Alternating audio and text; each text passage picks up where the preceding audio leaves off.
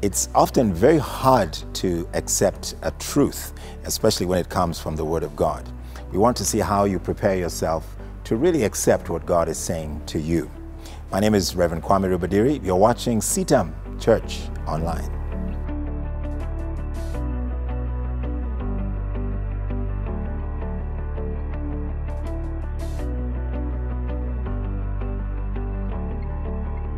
Over the last couple of weeks now, we've been dealing with the subject of forgiveness.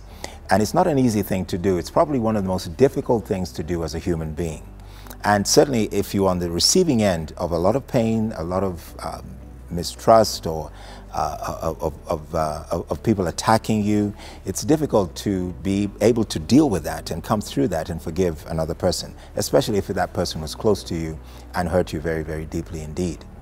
Well, there is a couple of steps that were given to us in the Word of God. In the book of Genesis, chapter 50, and looking at verses 19 and 20, a young man called Joseph who went through terrible, unbearable suffering, unimaginable in some cases, because his brothers had turned against him. They planned to kill him, and they eventually sold him into slavery. And through that slavery, he went through all kinds of other difficulties. He was falsely accused, ended up in prison, forgotten in prison. Eventually, God vindicated him and brought him to be the number 2 in the country of Egypt. Joseph was given an opportunity to confront the people who had hurt him the deepest, and he was given an opportunity to forgive them.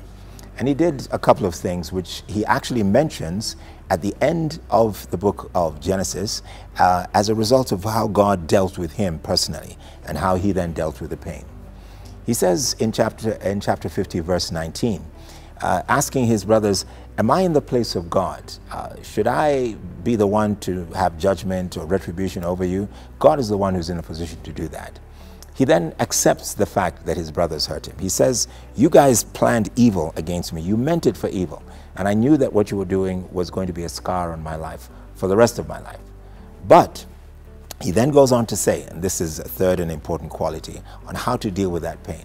He says that God meant it for good.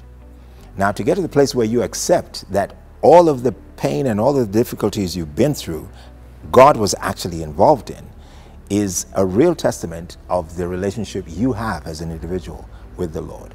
The fact is, none of us can heal one another or even heal ourselves. The one person who has the power to transform our pain and our lives and give us a sense of purpose and plan is God himself.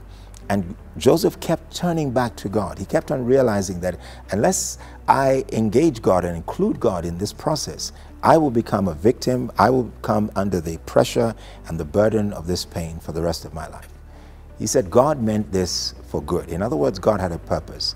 God took the pain and molded it in a way that would be filled with a plan or part of a plan that would bring about recovery.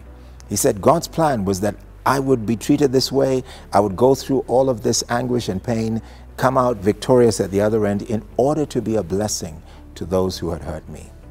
You know, one of the greatest ways you can overcome unforgiveness is to be a blessing and to recognize the way in which you can help someone else, especially the person who has hurt you. Turning that pain into a purposeful act of grace and love will help you overcome unforgiveness in a powerful way. So I encourage you, take the time not only to ask God to deal with you or show you the situation through his eyes, accept that you are hurting, tell the Lord that you're hurting, but then ask God to help you see that this is part of his plan. That will help you overcome all of the pain of unforgiveness. If you're still struggling with this particular issue, and I know many are, many have gotten in touch with us and many come to our services and many engage with us on Church Online, please let us know. Post something on Facebook. Let us know by putting a comment on the YouTube channel, Church Online, CITAM Church Online, and just let us know how we can help you. We're here to pray for you. We're here to counsel you. We're here to engage with you. Even as you send us a tweet or a comment on Instagram, it's our pleasure and certainly our responsibility and duty to be a blessing and a help to you. So if you are struggling with the issue of forgiveness, please get in touch with us. We are praying for you.